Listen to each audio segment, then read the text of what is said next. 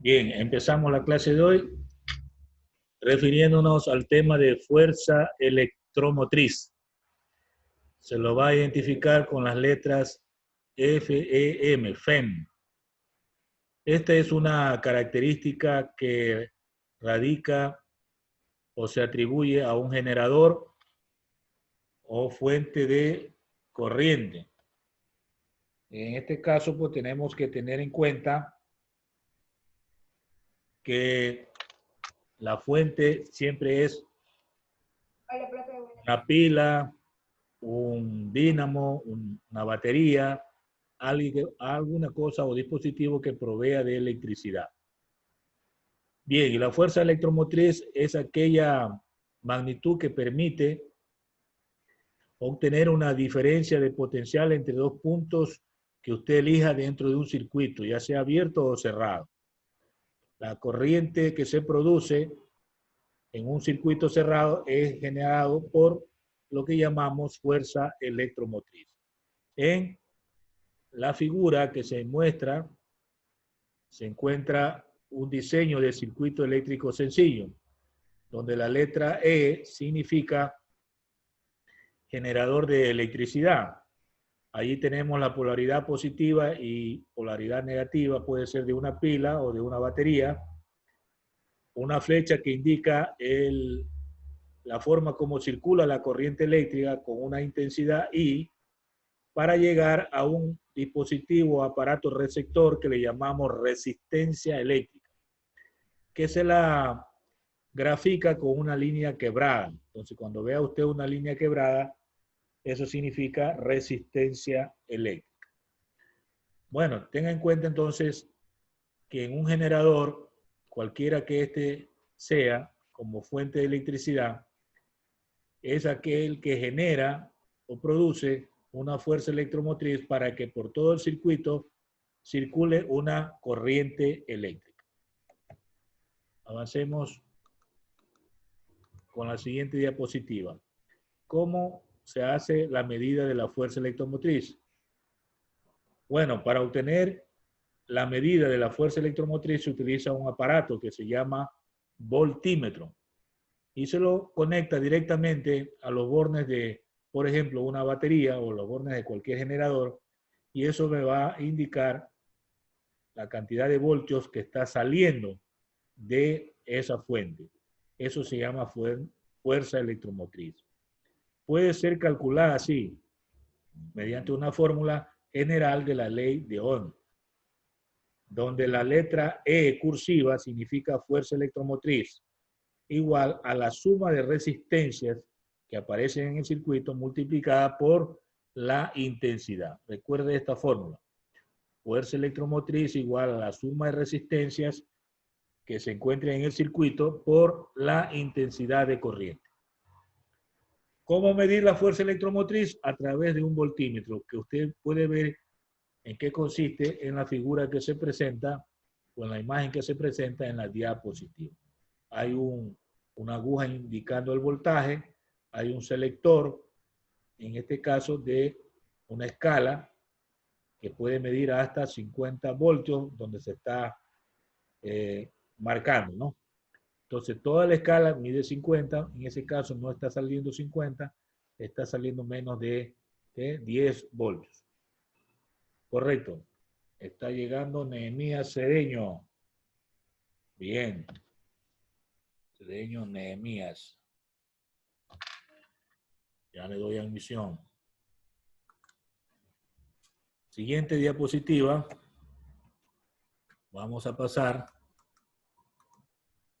Y tenemos otro tema de la tensión en bornes. Una batería tiene dos bornes, por ejemplo, el borne positivo y el borne negativo. El positivo también se le llama ánodo y al negativo cátodo. Con esos nombres se identifican los bornes, ¿no?, de una batería. Se pueden presentar tres posibilidades. La primera, que cuando la batería, por ejemplo, está descargándose, o sea, está haciéndose uso de la batería para suministrar corriente a algún dispositivo, ¿verdad? En el caso de un vehículo, por ejemplo, cuando se prende el motor, ahí se descarga la batería.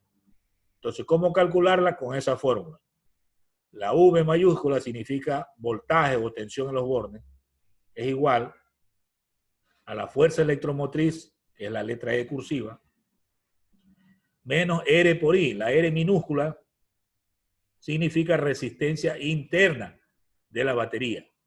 Al interior de la batería hay una resistencia que produce en el momento que se desea pasar a través de esa fuente, pues una corriente.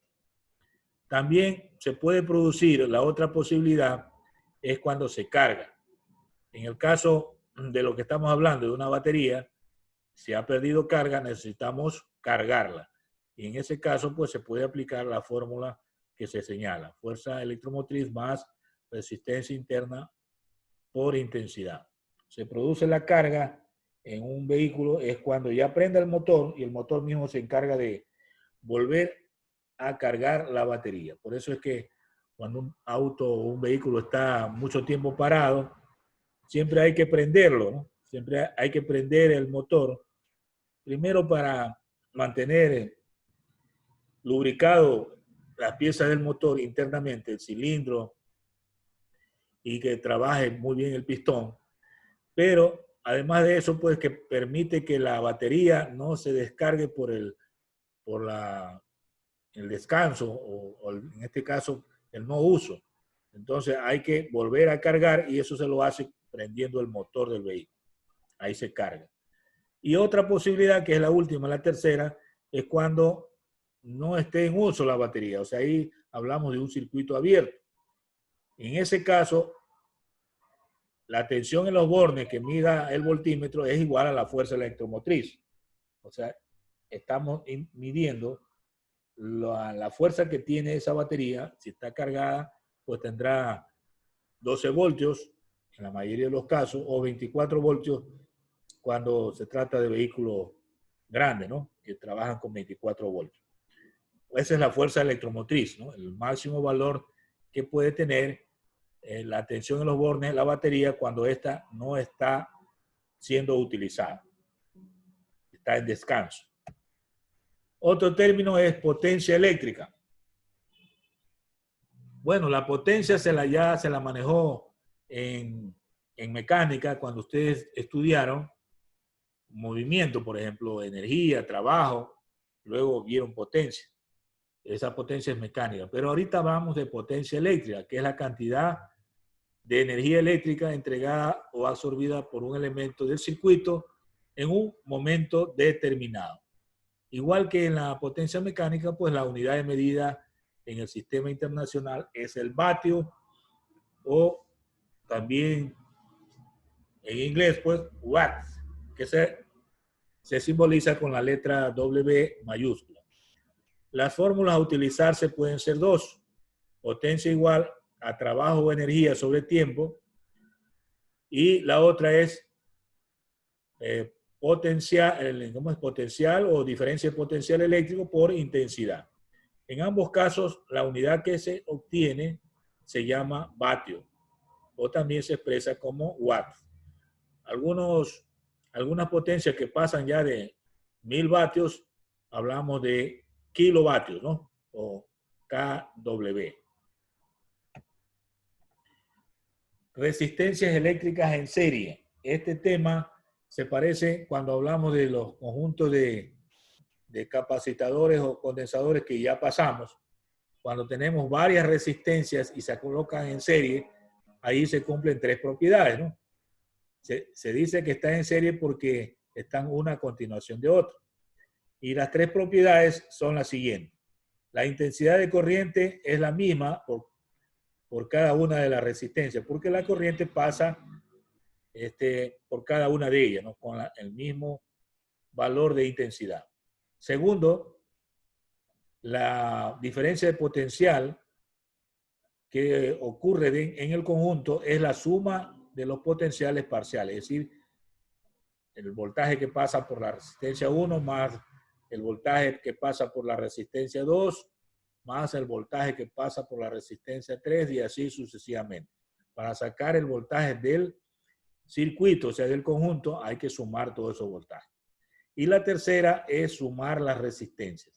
La resistencia que se obtiene se llama la resistencia equivalente o reducida del circuito. Ese es en el caso de que querramos reemplazar, ¿no?, 3 o más resistencias por una sola, entonces habría que sumar para saber cuál es la resistencia que se debe colocar en el circuito y que pueda equivaler a la acción de las demás, ¿no?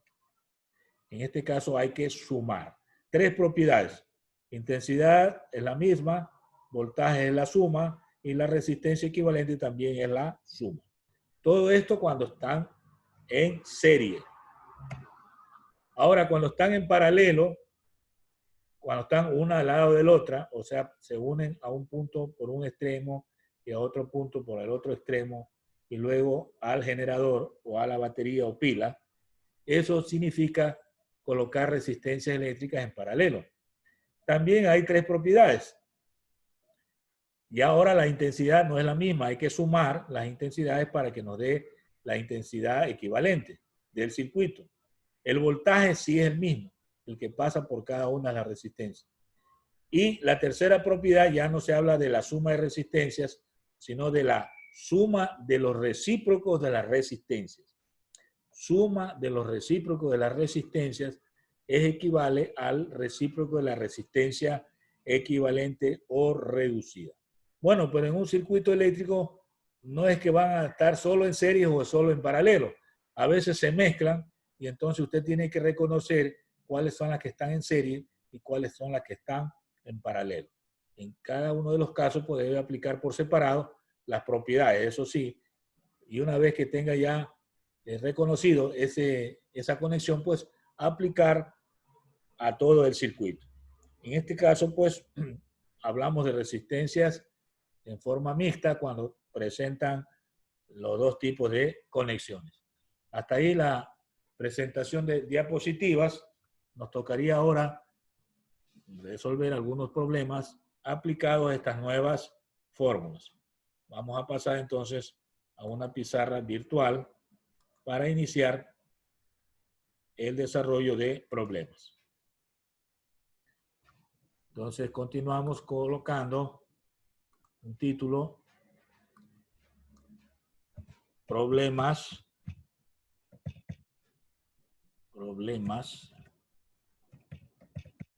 referidos a resistencias y fuerza electromotriz.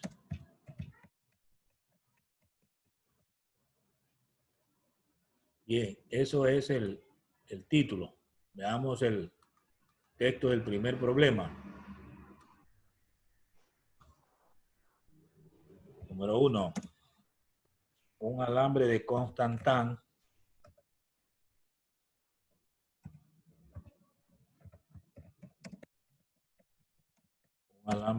Constantan es un material que está fusionado con varios metales, ¿no? Es una aleación. Nos dan un valor entre paréntesis 0,4 ceros, el número 3, 1 sobre grados centígrados. Tiene una resistencia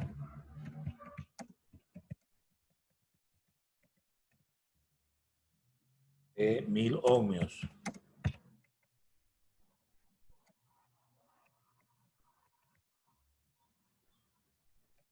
Hay una pregunta: ¿en cuántos grados centígrados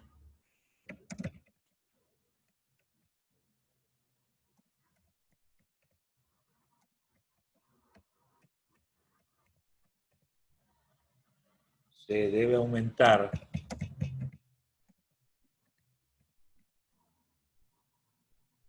su temperatura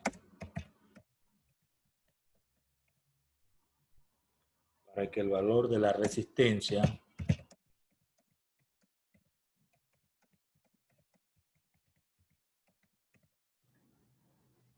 se incremente en 10 ohmios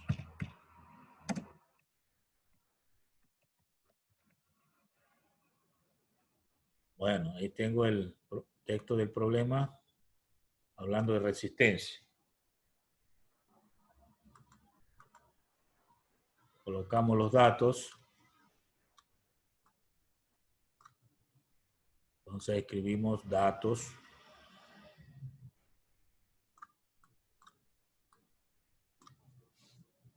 Bueno, hay una resistencia inicial.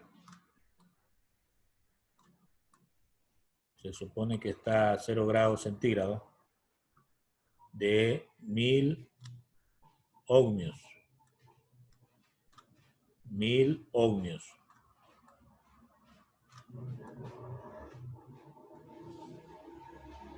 Hay una resistencia al final, R. En este caso sería 1010, porque se suman 10, ¿verdad? 1010 ohmios.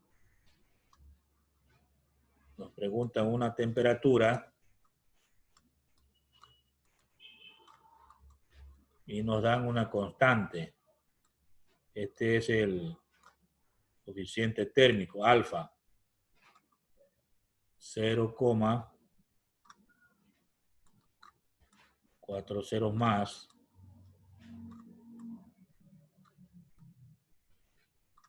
3, 1 sobre grados centígrados. Bueno, esos son los datos. Vamos a los cálculos.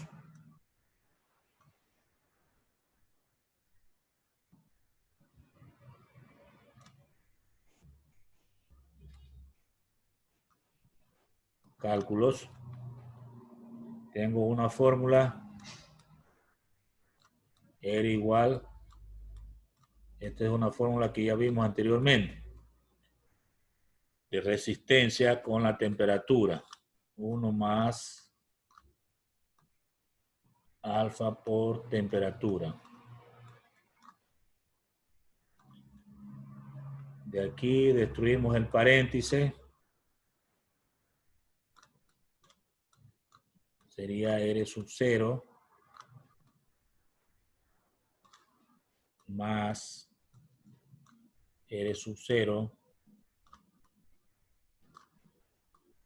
alfa y temperatura. De aquí despejamos el término que tiene temperatura, o sea, sería R sub 0 alfa temperatura es igual a R menos R sub 0. Finalmente despejamos temperatura y quedaría R menos R sub 0 sobre R sub 0 alfa. Luego trabajamos con esa fórmula para reemplazar con los datos, ¿no? Sería 1010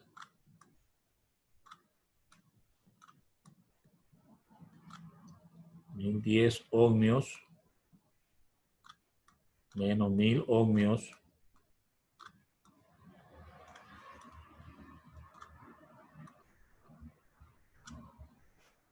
dividido para 1000 ohmios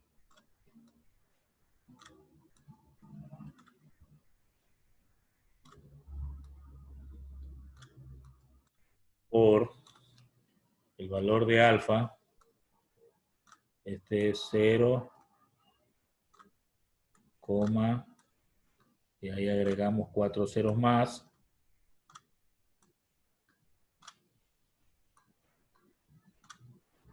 Tres, 1 sobre grados centígrados. Entonces, al operar, yo tendría 10 ohmios dividido para,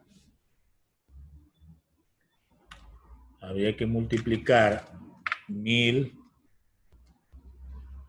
por 0.0003.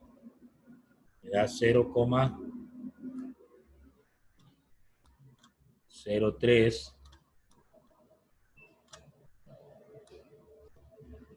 ohmios sobre grados centígrados. Así quedaría, ¿verdad? Se elimina el ohmio.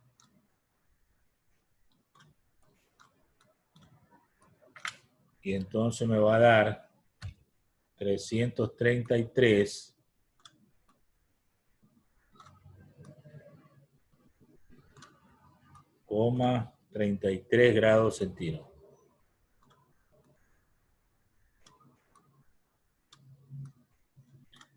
Esta sería la temperatura que alcanza la resistencia cuando hay un incremento de 10 ohmios.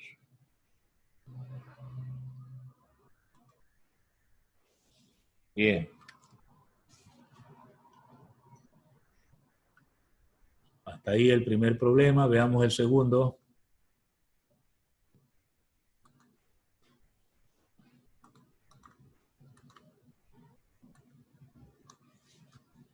Segundo problema. Hay un signo de interrogación. ¿Cuál será la resistencia específica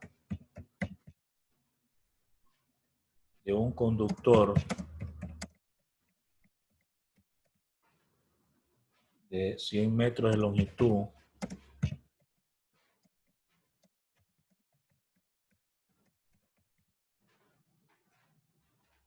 y 0,1 milímetro cuadrado de sección?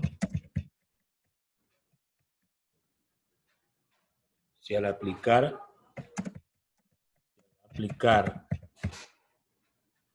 a sus extremos una DDP de 100 voltios,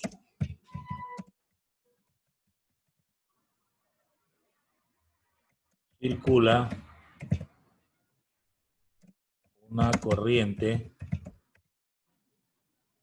de 4 amperios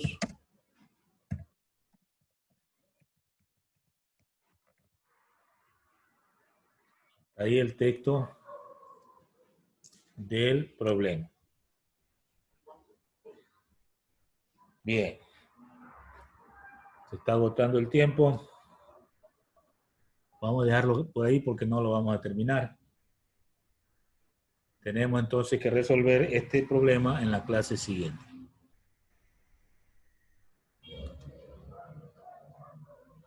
Veamos por ahí.